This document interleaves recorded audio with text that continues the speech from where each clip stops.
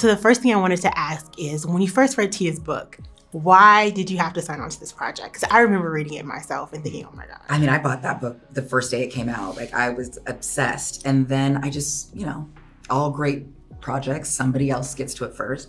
And I couldn't figure out who had gotten the rights. I'm, a couple years later, run into Tommy Oliver at lunch, and he was like, hey, are you familiar with The Perfect Find, Tia Williams? I was like, yes. And he was like, so I have the rights. And I was like, we should work together. And so we've been working together. We brought in AGC, the Netflix, Numa, and then our amazing cast. And it has been like the perfect find in every way you can imagine. And I ended up reading the book late. And I think sometimes that I'm glad that I did that, because I would have been comparing myself to Eric in the book. And honestly, reading it in the book, it feels like, okay, I can be Eric, but reading it, I also felt like I was seeing other images. So it's good sometimes to read after, but it's key things in there that definitely different from our film. But books are always the best, because you get those thoughts and those descriptive moments. And as a movie, you have to put that onto screen and do the best that you can, and people fall in love with the words first. So, and I think we did it justice for sure. You guys did an amazing job. Can you talk about the friendship that you both formed in order to bring that chemistry to the screen? Because it's incredible. Well, luckily we knew each other before, and we were both familiar with, our significant others, and we would vibe together, and it would be easy. Yeah. And what made him so appealing is how he loves Ryan, and how beautiful it is, and how kind they are to each other, and how respectful they are. And if you have that in real life, it can translate on screen. And he's just a generous person. Yeah. What about you?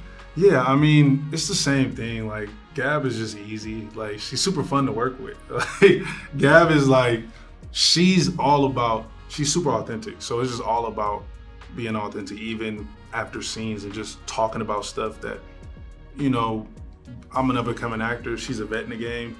You never know. Everyone's different. You never know how to approach a space, or what you can talk about, what you can't talk about, how people work, who they want to be around. And Gabby is just it's all about community and a team. And I thought that was really fun and amazing, because I work better like that. So I really enjoyed that, yeah.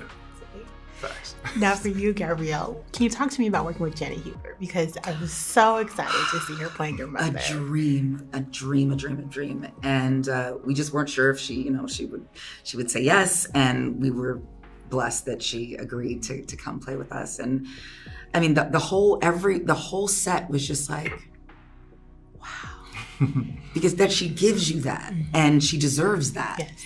And my biggest takeaway is that she cried because we had all Black hair and makeup teams, and she was going to be taken care of, and she wasn't relegated to extras holding whatever. We gave her VIP #1 on the call sheet respect that she has earned and deserves, and it was a tremendous experience. I adore Tia's book, and I was so excited to find out that you guys were making a film. So can you talk to me about your first impressions with the book and the script, and why you wanted to join?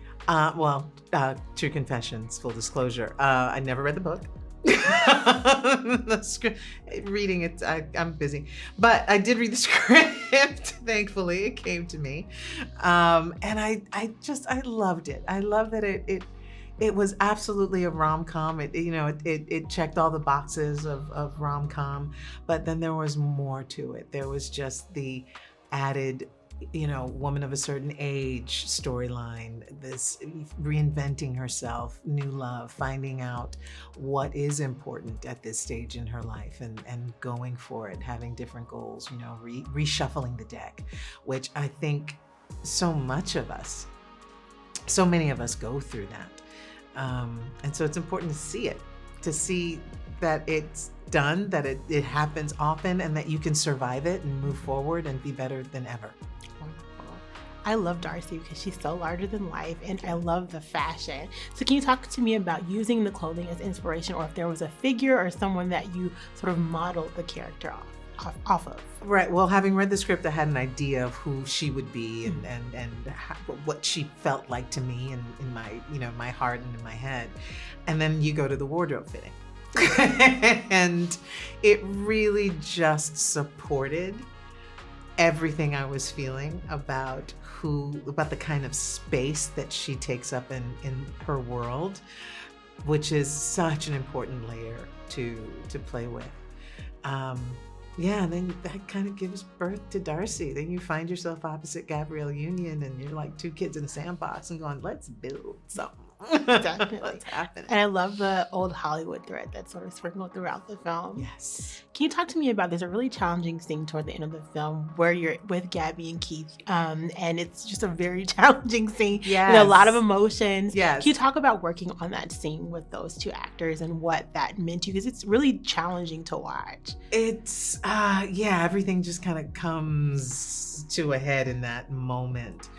It was important to me that it rang true, that it's not the largeness of Darcy, coming out and being a fire-breathing dragon, but you're seeing a woman that's hurt. You're seeing a genuine moment of a woman that has felt lied to and betrayed by someone she chose to trust and by the love of her life, her son.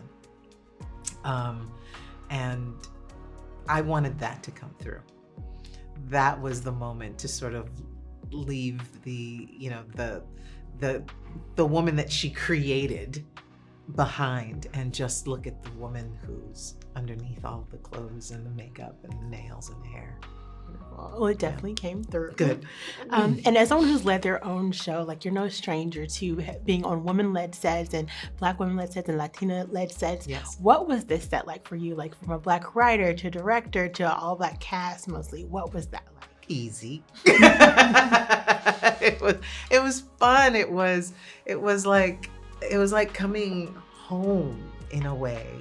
There's a shorthand and an understanding and also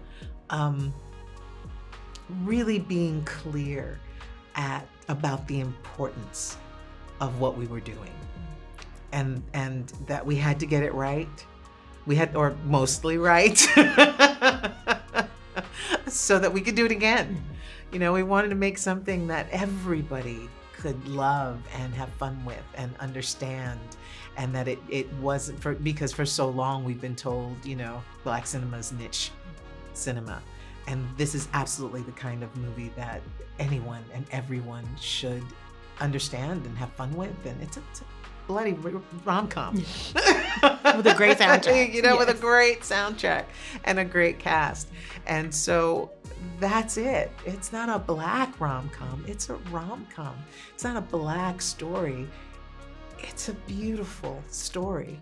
It's a fun story. And that's what we came to the table to want to create. It's by us, it's about us, and it's for us, but it's also for everyone.